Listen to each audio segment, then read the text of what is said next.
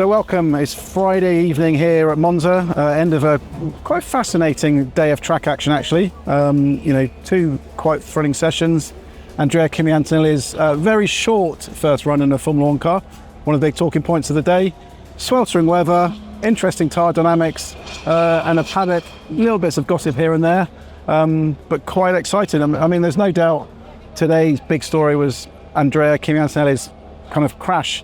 A lot of hype around him, a lot of pressure, thrown in the deep end, and it all went wrong after 10 minutes, didn't it? It certainly did. I wonder whether, you probably hear in the background, they're emptying all the bottles that have been drunk in the paddock club. So if I was Kimi Antonelli, I'd certainly be having a stiff swig of something after that accident. But yeah, I mean, he cancelled his media duties, or had them cancelled on his behalf afterwards, suggesting, not feeling 100% after the shunt. It did look pretty big. They were sort of getting initial reports of 42G, 52G now, Mercedes are saying. But yeah, it was interesting because I went trackside. I'm going to come and chat a little bit about what I saw in terms of the curve change a little bit later on, John. But it was incredible because obviously I'd sort of done the start of the session looking at the protest that was going on with the Renault engine staff, the situation that's going on at Alpine. They're in the grandstand. Just wanted to observe what was happening, and we'll come back and chat about that at the end of this video. But basically, a minute I was walking along the start at the start finish line and all the way down almost to turn one, and they go past this massive speaker which is roaring. The local track commentators getting very, very excited because Antonelli was right on it from the start. He was absolutely rapid. Goes to on this first lap. Second lap appears to be going even quicker, and I know you've got a lot of the key data exactly how fast he was going. Gets to parabolic, off in the barriers, and let me tell you, the circuit commentators were much more subdued under that. After that, understandably, thankfully he was okay. It's the sort of thing where narratives can build from things like this. Like, we've seen it across world sport. There's this big hype around certain people, certain things that go wrong. It's quite difficult to lose the attachment to that. But Mercedes are pointing out very different things about exactly what happened, and you've looked into the data as well. So what was going on? Yeah, so I spoke to Toto Wolff was in the FIA press conference today. It's quite interesting. He talked about, they knew it was going to be a pressure environment for Kimi as part of the accepted, and he repeated the mantra that the dangerous day for Mercedes rivals are the day they fall down because they learn the lessons and come back stronger. But he also said, there was an interesting line, there was a couple of answers. He talked about Kimi's performances today being, and he started off saying mind-blowing, but then kind of reined himself back and said astonishing. So I spoke to him afterwards, and there's two interesting data points. GPS traces through Lesmo 2 put Kimi about 7 kilometres an hour quicker than anybody else managed in that session. Through Ascari, this is just to be clear, this is on the lap he crashed. On the lap he crashed. On Ascari, 15 kilometres quicker than anyone, but unfortunately it pushed the car so hard in doing that, rears overheated, and as he went into parabolica, the rears had gone, and that's what caused the accident. So it's a sign of both his inexperience, because you could argue the other drivers weren't pushing that hard because the tyres were there, but also a sign that he's someone who can push on the limit, knows how to take a car to the edge, and as Toto says, I think it's easier to make a driver slower than to make a slow driver faster. Yeah, it's definitely. Mercedes are basically saying, look, we're taking a bit of an indulgent tone here, and they are playing what's actually quite a clever PR game in a way. But Wolff is completely right about that. This is, in a way, obviously it's not what they would have wanted this to happen, of course, full stop. But he's 100% right. You can make a faster driver calmer, slower, and get them under the limit and staying as close to it as possible. Can't do that with a slow driver. But I wonder, John, I don't know how much you feel about this. There's a bit of chat in the paddock about whether it was even that wise for Mercedes to have given him his F1 weekend debut here at Monza. Obviously, he's an Italian. I spoke about, the track commentators getting very excited, the fans cheering him considerably. It amps up the pressure. We know that Tifosi, the Italian fans, are very passionate, very, very excited. Haven't had an Italian in Formula 1 for a couple of years now.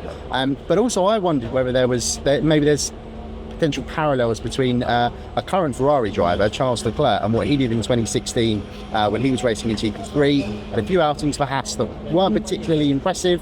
Speaking to people at Haas, looking back on it now, but also he himself hated having to jump from one kind of machinery to another. So he was doing GP3 to F1, Antonelli's doing F2 to F1, and also was well enough to drive in the qualifying session. Just not answer any of our pesky questions afterwards, but that's fine. So I don't know, what do you make of that? Do you think that maybe Mercedes might have been wiser to have given him this run on a different weekend? Well, I think it's another one of those two school of thoughts that you could argue it was a mistake to do it at Monza, mistake to do it on a Formula 2 weekend, a mistake to do it ahead of what's likely to be a lot of hype about the plans for next year. Mistake to put him on kind of low fuel-ish soft tyres on the first stint rather than 80 litres of fuel and medium. So lots of circumstances there. But on the flip side, everything Mercedes is doing is preparation for next year, and there's no better preparation for Kimi than to be thrown with the worst pressure and the worst environment and the worst circumstances and the biggest mistake.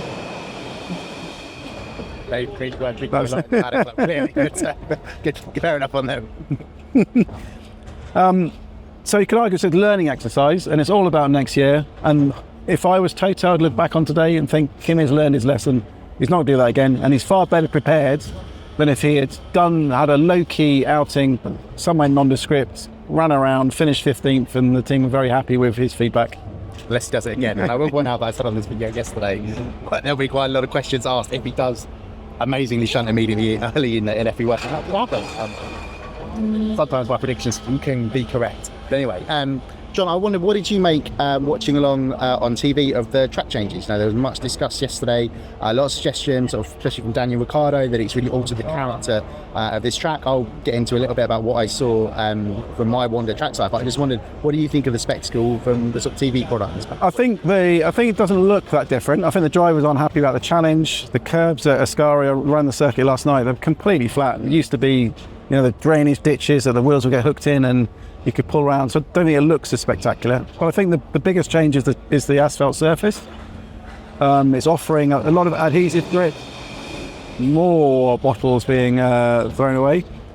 It's offering more adhesive grip, but not as much mechanical grip. There's tyre graining, lots of thermal degradation. So I think Sunday's going to turn into a kind of a battle of keeping the tyres alive, which is what I think that'd be the biggest takeaway from the weekend, is actually the surface change. Definitely. So it's saying more about surface than curbs. But it was interesting going out to Ascari because from my point of view, I've done that for the last 3 or 4 years. Wasn't here in 2022, but other time I've been here, gone to Ascari and had a look, and honestly it didn't look that different from watching trackside. It's still spectacular, still very quick, but it was very interesting to then come back and check the onboards. I watched Max Verstappen's lap from when he topped FP1 in 2023 and his one earlier today. He's all over the curbs, which he was just not doing in 2023. I mean, it's almost exactly the same on the way in. They're not climbing on the inside curve. There's just no point in doing that. You want to be carrying all that speed into the next bit and then basically just seeing what you can get away. That thirsty people today clearly in the Paddock Club. I'd probably every day in the Paddock Club. But anyway, I think that's not exclusive though. Other drivers, particularly watching in FP2, the Ferrari drivers weren't taking as much curve through the second part of Ascari and still going very, very quickly. So yeah, there's various ways of doing it.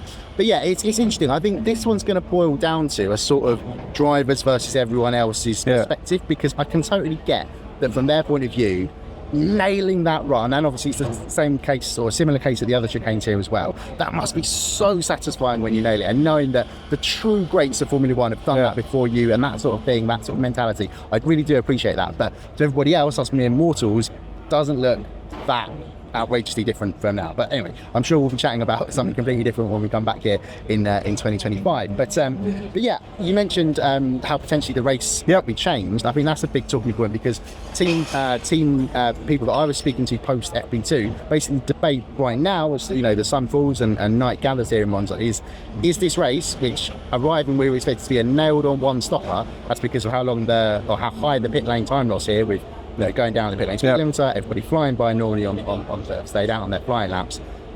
It actually might be a two-stopper based on how bad that graining factor that you mentioned was.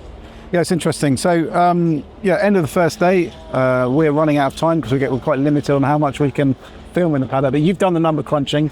You've kind of roughly analysed where we're at. What are the numbers predicting us?